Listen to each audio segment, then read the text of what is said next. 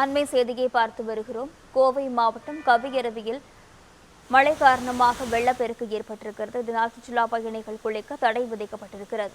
இது குறித்தான முழுமையான விவரங்களுடன் செய்தியாளர் மாசிலாமணி இணைப்பில் இருக்கிறார். வணக்கம். இது குறித்தான விவரங்களை பதிவு செய்யும்.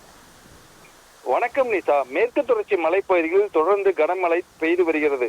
இந்த நிலையில் நேற்று மாலை முதல் வால்பாறை, சண்முகா எஸ்டேட் போன்ற பகுதிகளில் கனமழை பெய்து வருகிறது. இதனால் இப்பகுதியில் இருந்து வரும் தண்ணீர் ஆழியார் கவியருவிக்கு அதிக அளவில் வந்து கொண்டிருப்பதால் அருவியில் காற்றாற்று வெள்ளம் தற்பொழுது ஆர்ப்பரித்து அதிக சத்தத்துடன் கொட்டி வருகிறது. இதனால் சுற்றுலா பயணிகளின் பாதுகாப்புக்காக வைக்கப்பட்டிருந்த தடுப்பு வேலிகளும் உடைந்துள்ளது. இதனால் சுற்றுலா பயணிகள் பாதுகாப்பு நலன் கருதி அருவிக்கு செல்ல தற்பொழுது தடை விதிக்கப்பட்டுள்ளது. இதனால் அருவிக்கு வந்த சுற்றுலா பயணிகள் ஆழியார் வனத்துறை சோதனை சாவடியுடன் திருப்பி அனுப்பப்பட்டு வருவதால் ஏமாற்றத்துடன் திரும்பி செல்கின்றனர். மேலும் மழையின் அளவு குறைந்தவுடன் நீர்வரத்து சீரானவுடன் சுற்றுலா பயணிகளுக்கு அனுமதி அளிக்கப்படும் என வனத்துறையினர் தெரிவித்துள்ளனர். நிசா. மாசிலாமணி, விவரங்களுக்கு நன்றி.